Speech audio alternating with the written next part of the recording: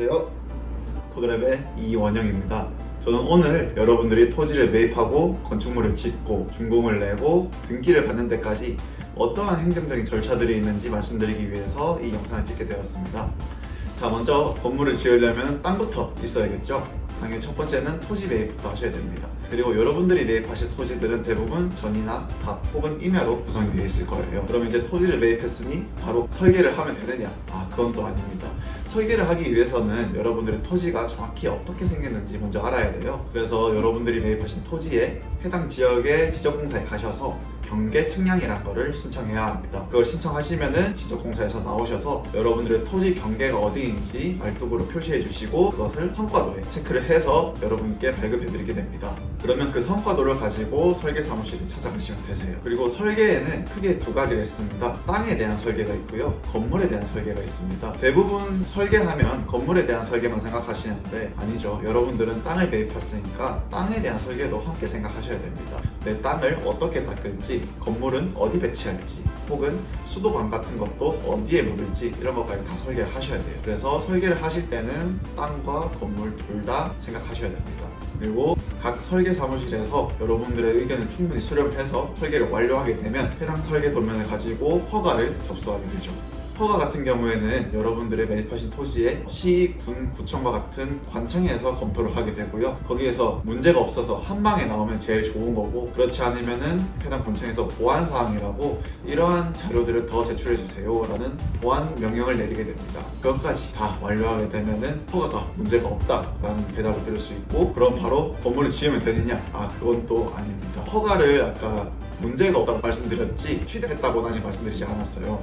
허가를 온전히 취득하기 위해서는 어떠한 세금을 납부해야 됩니다. 이게 바로 전이나 답 같은 경우에는 농지 보존 부담금이라는 게 있고요, 임야 같은 경우에는 배채 산림 자원 조성비라는 게 있습니다. 이러한 세금들은 그냥 납부하면 되는 거 아니야? 굳이 왜 말하지? 라고 생각하실 수도 있는데, 제가 굳이 말씀드린 이유는 이 비용이 결코 적지가 않아서입니다. 농지 전용 부담금을 예시로 말씀드리면은, 예를 들어서 여러분들이 매입하신 토지가 100평이다. 그리고 공시지가가 5만 원이다 하시면은 공시지가의 30% 곱하기 면적이 그 세금이 되게 됩니다. 100평은 보통 330제곱미터죠. 5만 원에 30% 15,000원 곱하기 330 하시면 495만 원이라는 금액이 나오게 됩니다. 딱 들어도 절대 적은 금액이 아니죠. 그리고 이 세금을 납부하셔야지 허가가 나오게 되는 겁니다. 배채산림 자원 조성비 같은 경우에는 여러분들의 토지가 준보존산지인지 보존산지인지 산지 전용인지에 따라 금액이 조금씩 상이합니다. 해당 금액 같은 경우에는 산림청 홈페이지에서 매년 고시를 하니 홈페이지를 참고하시면 되시겠고요. 비용 같은 경우에는 농지 보존 부담금과 비슷하거나 혹은 적거나 많거나 합니다.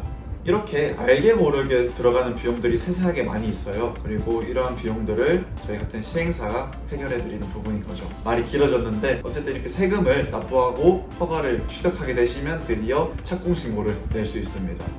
착공신고는 크게 복잡한 내용들이 없어서 보통은 하루에서 3일 내지에 착공 허가가 떨어지게 됩니다. 그러면 정말 이제 공사를 시작할 수 있게 되는 거죠. 그리고 이 공사가 무탈하게 잘 진행이 되어서 완공까지 올라가시게 되면은 이제 사용을 하셔야겠죠. 사용하기 위해서는 준공 신청을 내야 됩니다.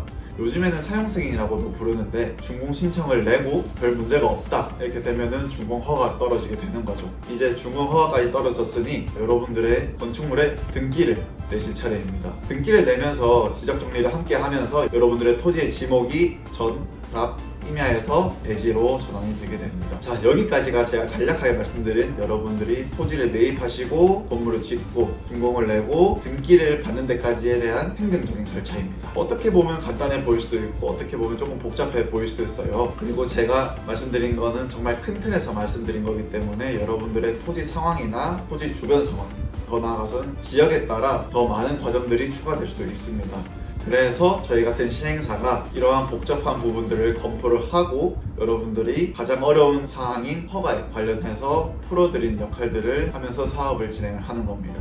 저희 같은 경우에도 이미 700평 정도는 허가를 취득한 상황이고요. 그 다음으로 허가 신청까지 더 되어 있는 상태고, 앞으로도 이러한 부분에 대해서는 저희가 풀어드릴 예정입니다. 자, 오늘은 여기까지가 제가 여러분들께 공유드릴 내용이었고요. 앞으로도 좋은 소식과 자료로 함께 하겠습니다. 지금까지 시청해주셔서 감사드리고요. 구독과 좋아요, 알람 설정까지 많이 많이 부탁드리겠습니다.